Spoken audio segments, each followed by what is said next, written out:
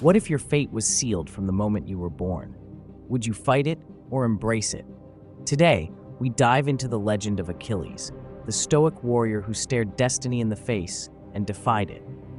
You know him as the greatest warrior of the Greeks, the demigod with unmatched skill, but behind the myth of Achilles lies something far more fascinating, a man wrestling with fate, mortality, and meaning itself. Forget the rage-filled berserker stereotype. Achilles, in many ways, embodies the ancient Stoic ideal. In today's video, we'll explore Achilles through a different lens, not just as a fighter, but as a philosopher-warrior.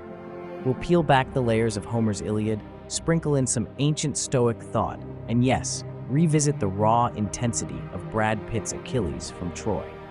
Achilles wasn't just born a warrior, he was born under a curse, or, depending on how you see it, a gift. His mother Thetis warned him, "You have two paths, my son. Stay, live a long life in obscurity, or go to war, and your name will echo for eternity, but you will die young."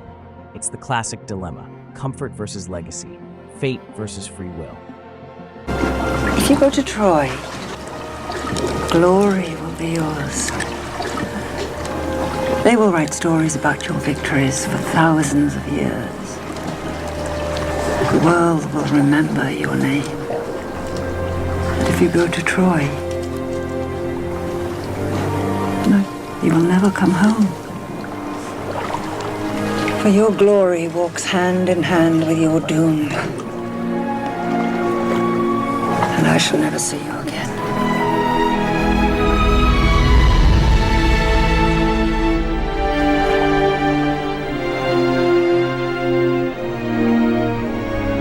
Here's the thing, Achilles knew he couldn't escape death, but how he met it, that was in his hands. And that's where Stoicism sneaks into his story. The Stoics, like Marcus Aurelius centuries later, believed we can't control external fate, war, death, betrayal, but we can master ourselves. When Achilles joins the war against Troy, he isn't just chasing glory, he's embracing the one thing no one could take from him, his choices.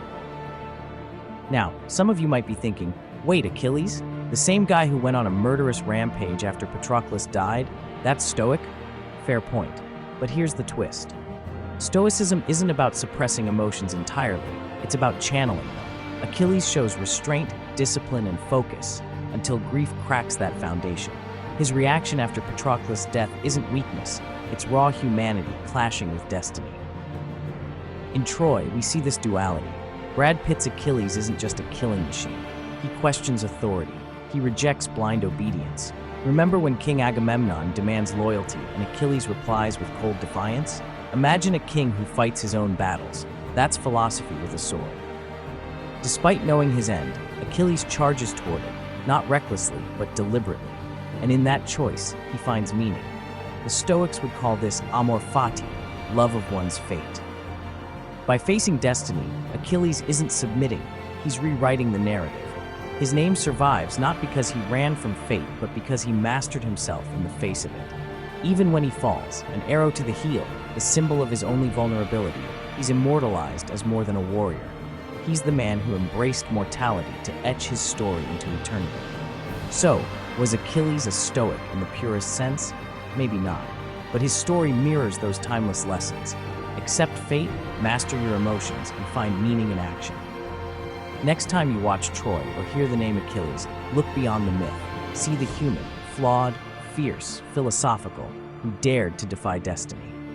If you enjoyed this breakdown of ancient legend meets Stoic wisdom, hit that like button, subscribe for more history reimagined, and drop a comment. Do you see Achilles as a Stoic or something else entirely? Until next time, embrace your fate and fight like Achilles.